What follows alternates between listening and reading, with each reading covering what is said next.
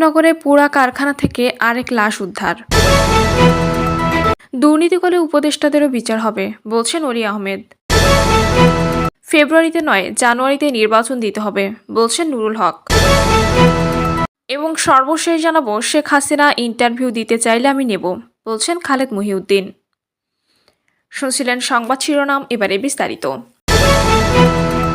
রূপনগরের পোড়া কারখানা থেকে আরেক লাশ উদ্ধার।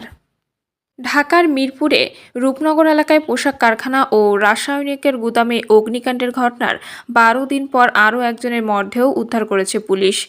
বিকালে পোড়া কারখানা থেকে লাশটি উদ্ধার করার কথা জানিয়ে ঢাকা মহানগর পুলিশের মিরপুর বিভাগের উপকমিশনার মোহাম্মদ মাকসুদুর রহমান বলেন, লাশটি একদিকে পোড়া, অন্যদিকে গলে গেছে, তবে চুল দেখে ধারণা করা হচ্ছে এটা নারীর মরদেহ।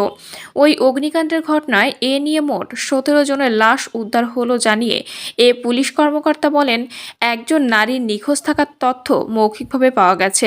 এটি সেই নারীর লাশ কিনা ডিএনএ নমুনার মাধ্যমে পরীক্ষা করে তা জানা যাবে। গত 14 অক্টোবর ঢাকার মিরপুরের রূপনগর এলাকায় একটি রাসায়নিকের গুদাম এবং পাশে পোশাক কারখানায় আগুন লাগে। সেদিনই পোশাক কারখানার দ্বিতীয় ও তৃতীয় তলা থেকে 16 জনের লাশ উদ্ধার করা হয়। মাকসুদুর রহমান বলেন, পরিস্থিতির কারণে সেখানে এতদিন ঢোকা সম্ভব হয়নি। যেখান থেকে আগে মরদেহগুলো উদ্ধার করা হয়েছে, সেখান থেকে সর্বশেষ মৃতদেহটি উদ্ধার করা হয়। রূপনগর থানার ওসি মোর্শেদ আলম গণমাধ্যমকে বলেন, নিহত 16 জনের মধ্যে 10 জনকে স্বজনরা দেখেই শনাক্ত করেন। তারপরও সবার ডিএনএ নমুনা নেওয়া হয়। গত 19 অক্টোবর পরিবারের কাছে লাশ হস্তান্তর করা হয়। দুর্নীতি করলে উপদেষ্টাদেরও বিচার হবে, বলছেন অলি আহমদ। অন্তর্বর্তী সরকারের বেশ কয়েকজন উপদেষ্টার সমালোচনা করে লিবারেল ডেমোক্রেটিক পার্টির এলডিপির সভাপতি কর্নেল অলি আহমেদ বলেন, এখন অনেক উপদেষ্টা দুর্নীতির সঙ্গে জড়িত হয়েছেন। এটা বিএনপি থেকে বলেছে, তাদের কাছে খতিয়ান আছে। সম্প্রতি বিএনপি, জামায়াতের ইসলামী, জাতীয় নাগরিক পার্টি উপদেষ্টা পরিষদের কোনো সদস্যের বিরুদ্ধে নির্দিষ্ট রাজনৈতিক দলের প্রতি পক্ষপাতের অভিযোগ তুলেছে।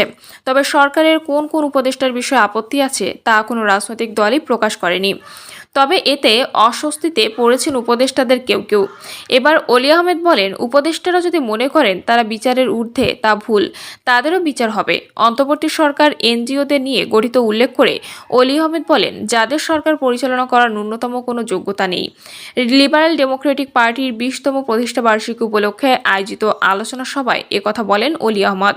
দেশের রাজনীতিবিদের দুর্নীতি এবং দূরদর্শিতার অভাবে আওয়ামী লীগ সরকার গঠন করে উল্লেখ করে অলি আহমদ বলেন, হাসিনা এর সাহায্যে, ভারত সরকারের সাহায্যে সরকার গঠন করে।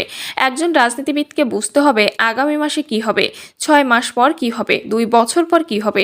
যদি না বুঝতে পারে, তার দ্বারা রাজনীতি হবে না, তার দ্বারা হবে চাঁদাবাজি। শেখ হাসিনার সমালোচনা করে অলি আহমেদ বলেন, জনগণের উপর আস্থা ছিল না, আস্থাকে কে আশ্রয় দিয়েছে? ভারত আশ্রয় দিয়েছে। ভারত তাহলে আমাদের বন্ধু কি করে হতে পারে? যারা বাংলাদেশের 18 কোটি মানুষকে লুণ্ঠন করেছে, বাংলাদেশের মানুষকে ভিক্ষুকে পরিণত করেছে, দেশটাতে আইনের শাসন নাই, ন্যায় বিচার নাই, লুটপাটের দেশ হিসেবে পরিণত হয়েছে। বাংলাদেশ থেকে পালিয়ে ভারতের পশ্চিমবঙ্গে আশ্রয় নেওয়া রাজনীতিবিদদের বের করে নিতে সেখানকার মুখ্যমন্ত্রী মমতা বন্দ্যোপাধ্যায়কে অনুরোধ জানান অলি আহমদ।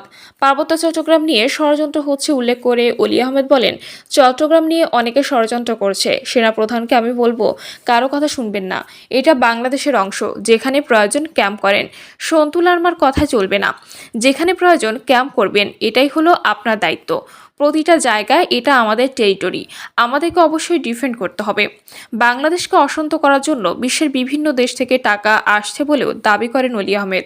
সরকারের অদক্ষতার কারণে একটা গোষ্ঠী কিছুদিন পরপর রাস্তায় আটকে আন্দোলন করে উল্লেখ করে অলি আহমেদ বলেন, আওয়ামী লীগের ব্যবসায়ীরা, আওয়ামী লীগের বড় বড় নেতারা, তারা টাকা লুণ্ঠন করেছে।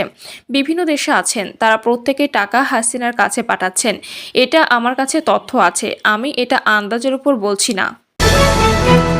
ফেব্রুয়ারিতে নয়, জানুয়ারিতে নির্বাচন দিতে হবে, বলছেন নুরুল হক। গণ অধিকার পরিষদের সভাপতি নুরুল হক নূর বলেছেন, ফেব্রুয়ারিতে নয়, জানুয়ারিতে নির্বাচন দিতে হবে। নির্বাচন যত তাড়াতাড়ি হবে আমাদের জন্য তত ভালো হবে।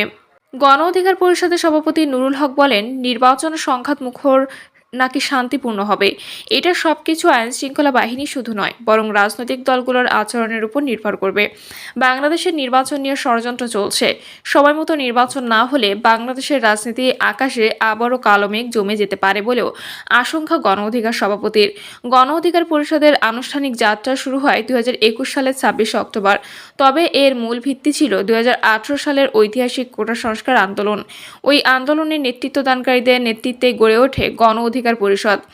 গণতন্ত্র, ন্যায় বিচার, অধিকার, জাতীয় স্বার্থ, এই 4 মূলনীতি নিয়ে দলটি প্রতিষ্ঠিত হয়। প্রতিষ্ঠার দিনই দলটি 21 দফা কর্মসূচিও ঘোষণা করে। যেই 21 দফা ছিল দলটির লক্ষ্য উদ্দেশ্য। গণ অধিকার পরিষদের স্লোগান, জনতার অধিকার আমাদের অঙ্গীকার। শেখ হাসিনা ইন্টারভিউ দিতে চাইলে আমি নেব, বলছেন খালেদ মহিউদ্দিন। শেখ হাসিনা ইন্টারভিউ দিতে চাইলে ইন্টারভিউ নেবেন বলে জানিয়েছেন সাংবাদিক খালেদ মহিউদ্দিন। এক্ষেত্রে আইনের ব্যত্যয় ঘটলেও তিনি ইন্টারভিউ নেবেন বলে জানিয়েছেন। সম্প্রতি একটি আলোচনা সভায় অংশ নিয়ে তিনি একথা জানান। খালেদ মহিউদ্দিন বলেন, আমি আসলে একটা জিনিস আবিষ্কার করলাম যে আইনের মধ্যে একটা জায়গা আছে। আমি আগেই বলি, আমি কোনোদিন কোনো বেআইনি কাজ করতে চাই না।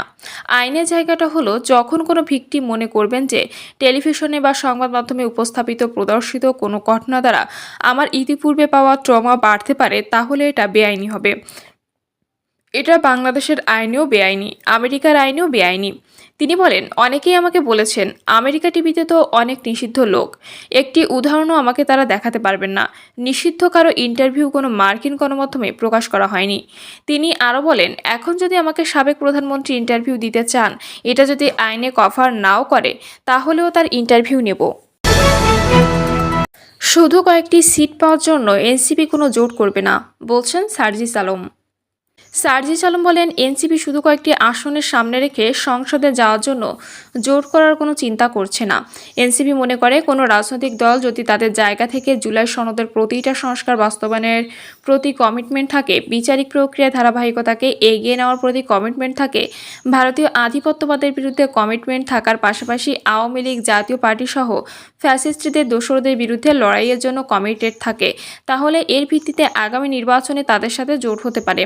কিন্তু জনগণের আকাঙ্ক্ষাকে এক পাশে রেখে শুধু সিট পাওয়ার জন্য কোনো রকম জোট এনসিপি করবে না। আর যদি এনসিপি এসব কমিটমেন্টের ভিত্তিতে জোট করেও, তাহলে জাতীয় নাগরিক পার্টি নামে করবে এবং সরকার গঠন করবে।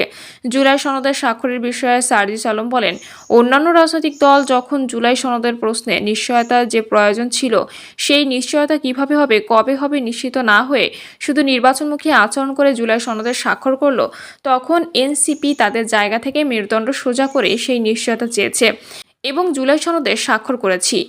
আমরা মনে করি, যেদিন জুলাই সনদ বাস্তবায়নের নিশ্চয়তা দেওয়া হবে, যেদিন এই আদেশ জারি করা হবে প্রধান উপদেষ্টার পক্ষ থেকে এবং গণভোটে যদি জুলাই সনদের পক্ষে রায় আসে, তখন বাংলাদেশের মানুষকে নিয়ে এনসিপি নির্দ্বিধায় দেশের মানুষের পক্ষে জুলাই সনদের স্বাক্ষর করবে। তার পূর্বে কোনো নিশ্চয়তা ছাড়া শুধু একটা কাগজে এনসিপি স্বাক্ষর করে বাংলাদেশের মানুষের সাথে প্রতারণা করতে পারে না। প্রিয় দর্শক, এই ছিল এখনকার সর্বশেষ সংবাদ। আপডেট সব সংবাদ পেতে চ্যানেলটি সাবস্ক্রাইব করে বেল আইকনটি ক্লিক করে রাখুন।